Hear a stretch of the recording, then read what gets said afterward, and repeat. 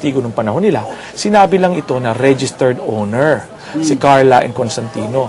Ngayon po, siyempre, sa mga ordinaryong, sa mga kababayan natin nakikinig, ano pala, no, sila pala may-ari, magkano yun? Aba, mahal pala, 15 million. So, may pera. Ganun po. Saan kinuha yung pera? Siyempre, mga katanungan po yun, di po ba? Pero hindi po nakita na meron pong encumbrance. Ano po yun? Ito po yung naka-mortgage. May utang po. Inutang po ito sa halagang 12 million. Yung po naman, gusto namin i-highlight, na hinighlight po namin. Another example po, yung sa attorney in fact, case Sarina Corona, yung pong binili niyang property sa Taguig, yung condominium, na sinasabi, hindi po sa Chief Justice yan. Sinasabi po nila nung sila nagpresenta, pas hinighlight nila yung sino nagbayad, kaninong cheque ginamit, kaninong resibo. Pero po yung mismong kontrata, na mismong binasa kapon, na talaga nakapangalan kay Sarina.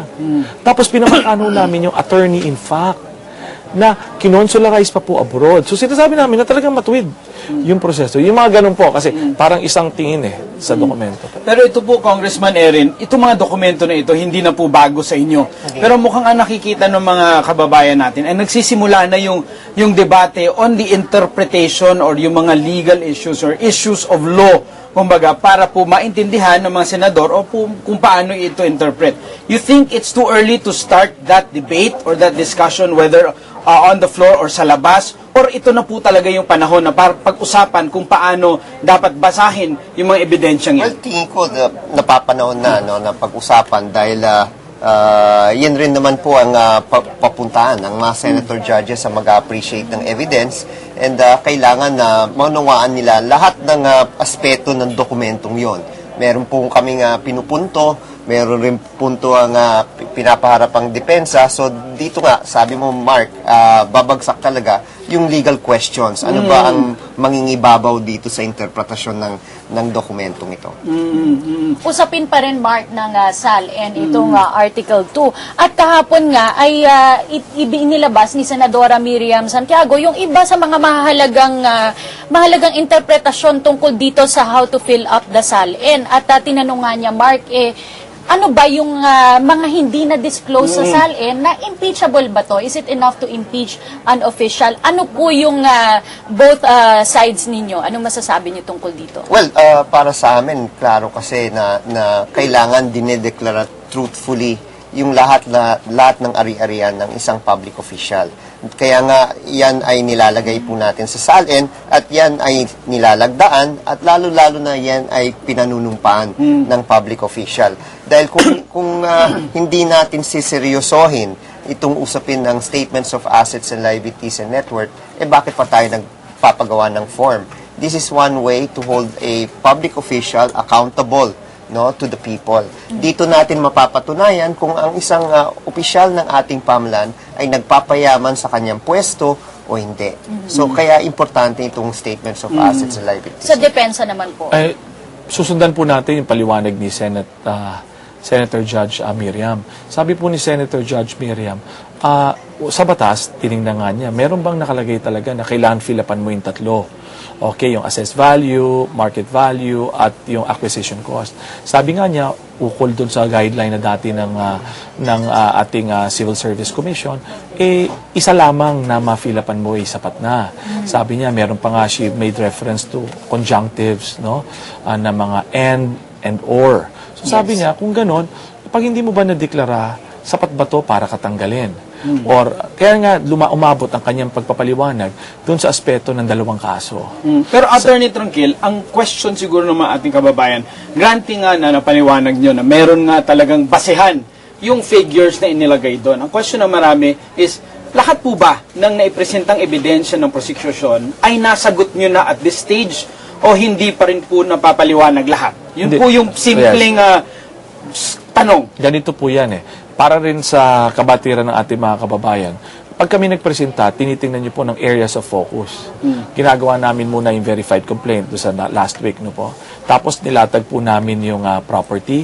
Tapos po nagkaroon susunod na araw yung mga allowances po. Tapos yung pinatutunayan pa po namin lahat ngayon yung sa 45 na sinasabi nila kasi na properties. Hindi po kasi namin pwedeng iwanan lang yun Kasi nagguhit na sa isip ng ating mga kababayan na totoo naman nung mga panahon na yun, sinasabi, dami pala niya.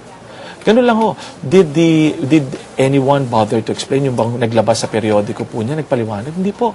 Iniwan lang yun eh. Nilutang ho yung 45 nung writer. Iniwan lang ho ganon. Tapos the following day, nung lumabas ho yun, meron pang follow through yun. Kahit na 17 lang na properties, sabi niya 200 million worth na yun. Tapos iniwanan pong ganun yun eh. So we really have to address all of this. Ngayon kung tatanungin nyo sa amin, tapos na po ba kami? Or natutugunan po namin. Pero sa ngayon, unti-unti po namin tinutugunan. Opo. So talagang dahan-dahan pa rin pong... Opo. Anong hinahanap ng prosecution sa puntong ito, Congressman? Well, ang hinahanap ng prosecution, kagaya ng sinabi po ni Senator Judge Escudero, yung laman na talaga, no? Yung usapin tungkol sa values, hindi naman sasabihin natin minor, pero hindi naman namin ginawang issue yung assessed value and fair market value. Ang pinag-uusapan namin yung repeated declaration of what the acquisition values are from 2002 up to 2010. Of course, ang position ng depensa, hindi yan kailangan. So, again, it will be left to the appreciation of the judges. Yung mga ibang punto, kung kailan bakit hindi dineklara sa tamang panahon itong mga ari-arian. Yun ngayon ang ina-address po nila, and again, it will be left to the appreciation. Ang pinakamahirap na ito at hinihintay rin po namin, yung usapin tungkol sa bank accounts, yung cash in bank. So, yun ang hinihintay po namin ngayon. Attorney Salvador, baka po nakukulitan na kayo sa amin, no? Kailan po ba talaga magtestigo si Chief Justice at napag-desisyonan na po ba ito ng depensa? Sinasabi po namin na patuloy namin pinag-aaralan. And I have to be very candid with you na wala pa talaga hong desisyon. Pero ho yung siyempre patuloy pag araw-araw tinitingnan namin na what is our position, kailangan ba siyang ipresenta. Sa ngayon po kasi wala kami nakikitang dahilan. Sa pagtakbo po ng kaso, sa pagpipresenta, maaari. Hindi po namin naman sinabing sarado po kami doon sa opsyong iyon. Ang sinasabi lang namin sa mga panahon ngayon na hindi pa namin nadidesisyonan. We're open to it and we'll see when we will decide. Ganun po. Attorney Tranquil, yung usapin ng dollar accounts, hindi nakapagpresenta ng ebidensya yung prosecution on the dollar accounts. And yet, during the press conferences, si mismo Chief Justice nagsabing, ipapaliwanag niya yun. Magpapaliwanag ba kayo on a matter na hindi na ipresenta ng prosecution? Yun po ang tama po yung observation ninyo, no? Dahil kami binubuo ng 12 abogado at nagdi-discuss po kami. Siyempre may iba dyan ang view na talagang wag na. Kasi sa legal, hindi po, kung sa legal, Sinabi rin ni sa legal, Attorney Roy. sa legal, kung sa legal, makita nyo, may mga natanong po kayo ng mga kasama namin, kung sa legal, hindi na, wala naman silang present na ebidensya. Pero yung aspeto na to kasi, sa tingin ko more than the legal, dahil nga nabitawan na, may mga taong nag-aabang, para lang maintindihan nila, para lang marinig na. Yun ang tingin ko. Kasi kung legal lang ang pag-uusapan ito at kung hindi po ito lang na napapanood ng buong bayan, ano na po yun wala na pong issue dyan.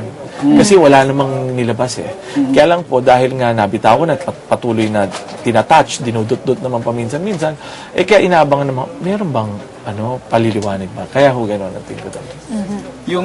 Kasi yung dollar accounts pa rin talaga ang parang remaining fact na kailangan ma-establish. All the rest, whether property or bank deposits, na ilahad na. Yeah. Tatanungin ko lang kay Congressman Tañada, kung sakali pong buksan po ng depensa itong issue tungkol sa dollar account, ano po yung magiging next move ng prosecution? Kasi bago nyo po ni-rest yung case nyo, meron kayong reservation patungkol dun sa TRO on the dollar accounts. Well, kung bubuksan po yan, of course, we will have that marked as evidence, no? That has to be made part of the record of the case. Ngayon, kung maglalabas po ng testigo, the only person who can speak about why the existence of such an account will still be the Chief Justice, and meron decision ng impeachment court na hindi namin pwedeng gawing testigo si Chief Justice. So, the most that we can do is have that dollar account be marked and introduced as evidence, and then we will have to let the Chief Justice explain why that dollar account exists. Okay, last question po para kay Attorney Tranquil. Ano po ang asahan ng ating mga kababayan ngayon? Ilang testigo po, Attorney? Siguro ho, katulad ng kahapon, mga 3 to 4 po yan. And magpapatuloy magpresenta yung si Benz na galing sa columns. Alam kong pinatawag rin yung developer.